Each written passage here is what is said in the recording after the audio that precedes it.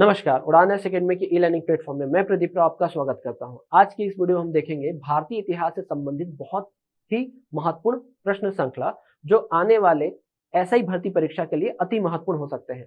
आगे बढ़ने से पहले हम आपको बता दें, उड़ान एकेडमी आपके लिए लेकर आ रहा है सीजीपीएससी प्री और व्यापम की संयुक्त तैयारी कराने हेतु एक स्पेशल बैच।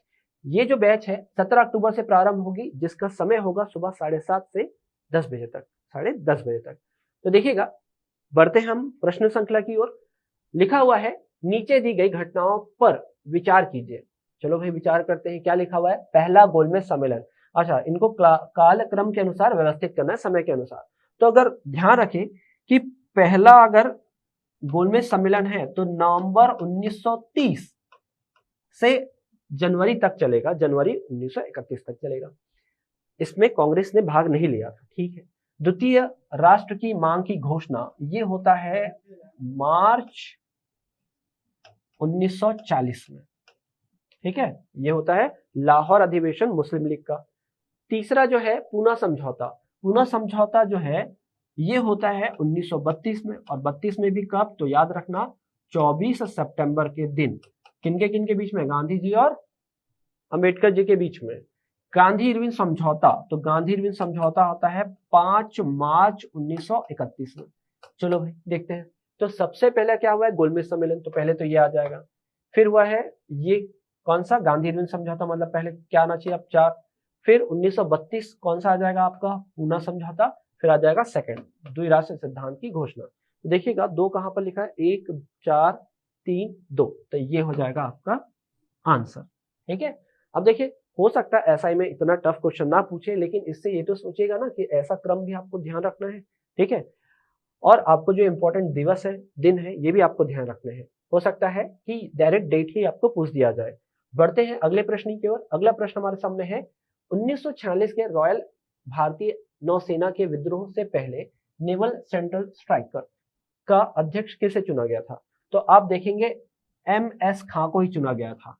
एमएस खां को ही क्या किया गया था? चुना गया था। और ये जो 3 नाम लिखा हुआ है ना, ये तो आजाद हिंद फौज से जुड़े हुए क्या थे? सैनिक थे, जिनके ऊपर क्या चला था? मुकदमा चला था, जैसे शाहनवाज खान, प्रेम सहगल, गुरबख्श सिंह ढिल्लों, ठीक। तो इन पर तो मुकदमा चला था। कहाँ? दिल्ली के लाल किले में, ठीक। और यही थे जब इन्होंने क्या किया था? विरोध किया था, विद्रोह प्रदर्शन किया था। और ये विद्रोह प्रदर्शन कब होता है? फरवरी 1946 में, ठीक है। इसमें मोहम्मद अली जिन्ना और सरदार पटेल के आश्वासन के बाद ये जो विद्रोह होता है वो समाप्त होता है। तो बहुत सारी कहानी है, जब हम पढ़ेंगे क्लास में तब देखते चलेंगे। देखिएगा, सभी दलों के सम्मेलन की समिति की अध्यक्षता किसने की थी?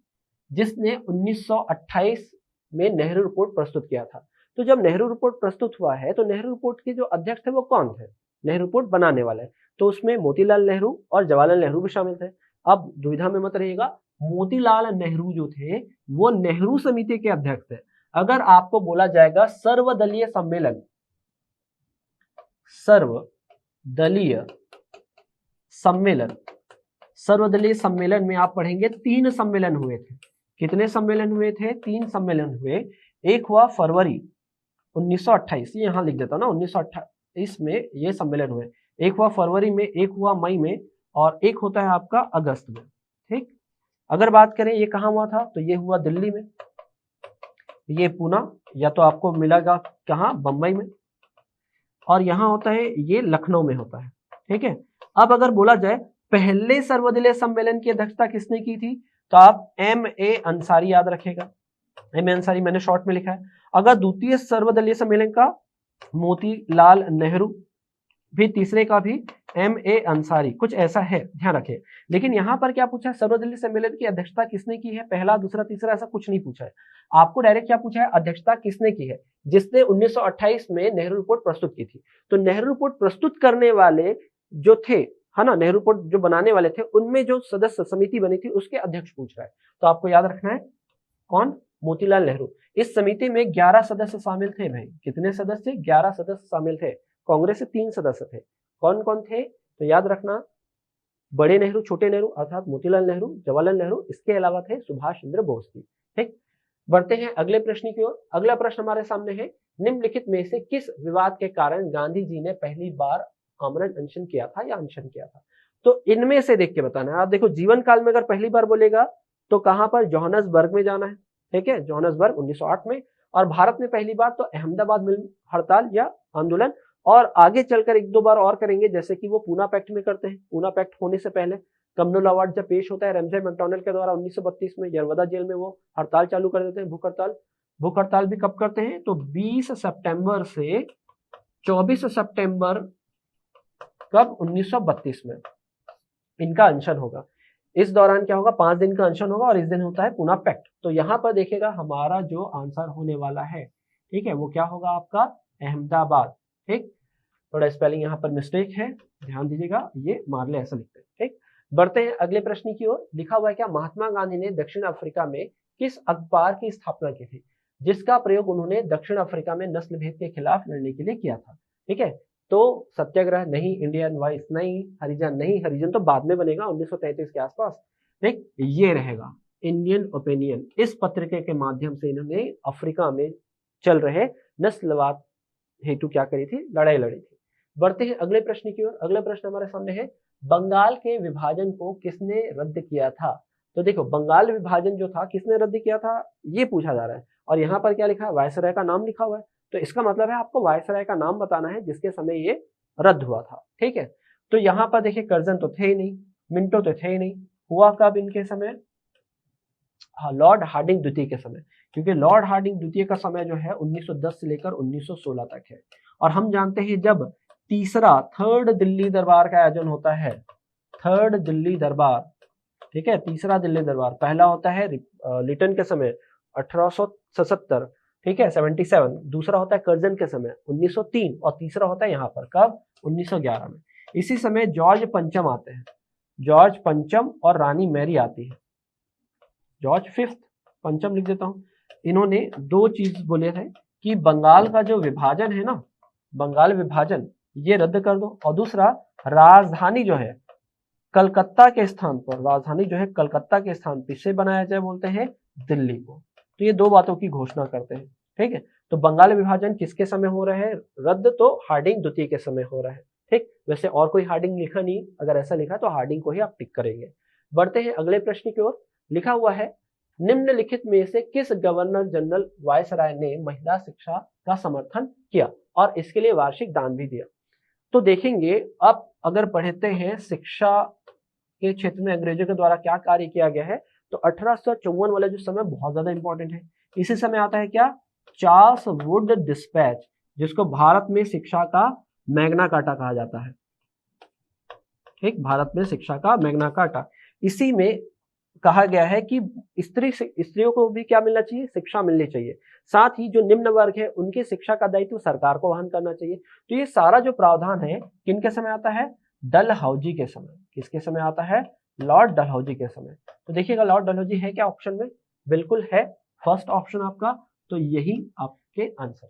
ठीक, बढ़ते हैं अगले प्रश्न की ओर। अगला प्रश्न हमारे सामने है, निम्नलिखित में से कौन दादा भाई नौरोजी के उत्सारण सिद्धांत, या इसको बोलते हैं धन निष्कासन। देखिए ऐसा लिखने का मतलब मेरा ये है कि धन निष्कासन को ऐसा भी लिखा जा सकता है। तो धन निष्कासन सिद्धांत को नहीं स्वीकार किया था।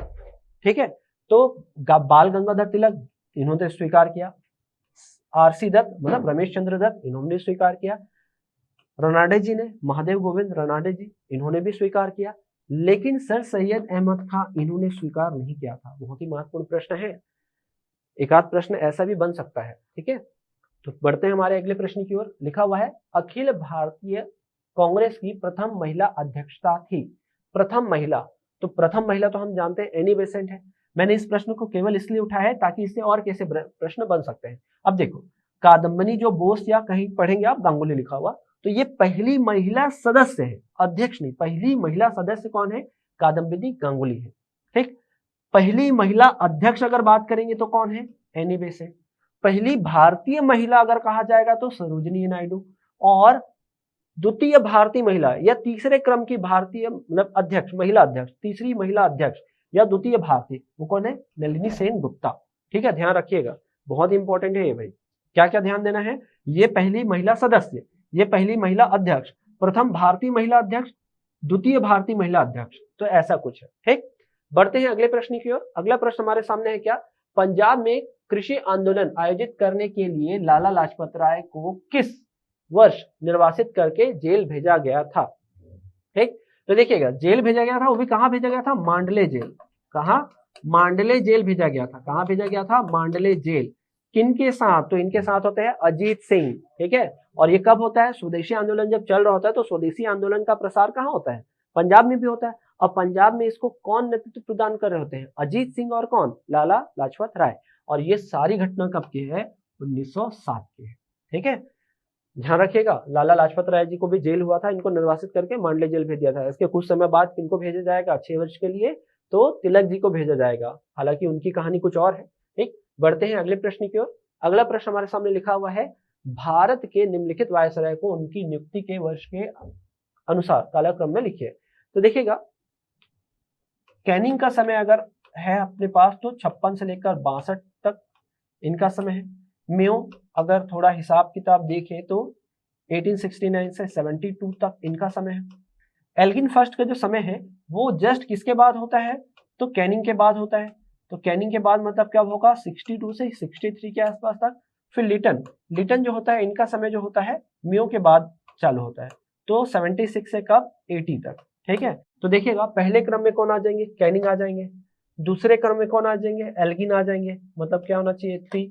फिर उसके बाद कौन सा आ जाएगा, 2। और फिर उसके बाद क्या आ जाएगा, 4। तो 1324 ये आपका आंसर हो जाएगा। क्लियर। बढ़ते हैं अगले प्रश्न। तो अगला प्रश्न हमारे सामने है, निम्न में से किस एक ने भारत के लिए त्रिय शासन का प्रस्ताव रखा था, या त्रिस्तरीय शासन का प्रस्ताव रखा था, ये ध्यान रखिएगा। क्या वो नेहरू समिति में था, नहीं। साइमन कमीशन में था, नहीं। क्रिप्स मिशन में था, नहीं। ये जब कैबिनेट मिशन आता है कब, 1946 में, और इनके प्रावधान प्रस्तुत किए जाते हैं तो बोला जाता है कि प्रत्येक प्रांत का अलग से होगा और प्रांतों के समूह का अलग से होगा। ध्यान दीजिएगा ना, क्या बोल रहा हूं मैं, प्रांत का एक अलग से वर्णन किया जाएगा, एक स्तर में संविधान बनाया जाएगा, ऐसा समझिए। फिर एक ग्रुप का, और क्योंकि और भी सारे प्रांत है, प्रांतों का भी अलग से होगा, ग्रुप का भी अलग से होगा, और पूरे एक संघ का। तो प्रांत, समूह और क्या, संघ, त्रिस्तरीय संवैधानिक संरचना बनने की बात की जाती है। कहां, कैबिनेट मिशन में। ठीक है, उसके प्रावधानों में जब आप पढ़ेंगे तो ये पूरा चीज दिखाई देगा। बढ़ते हैं अगले प्रश्न की ओर। अगला प्रश्न हमारे सामने लिखा है, निम्नलिखित में से किसने ऐतिहासिक 1932 के पूना समझौते पर हस्ताक्षर नहीं किया है। ठीक है, क्या लिखा है, नहीं किया है। तो देखिएगा, अंबेडकर जी ने तो किया, सबसे लास्ट में इनका ही सिग्नेचर होता है, और सी राजगोपालाचारी ने भी किया है। मदन मोहन मालवीय जी ने किया, वो भी गांधी जी की ओर से। गांधी जी ने इसमें साइन नहीं किया है, ध्यान रखिएगा।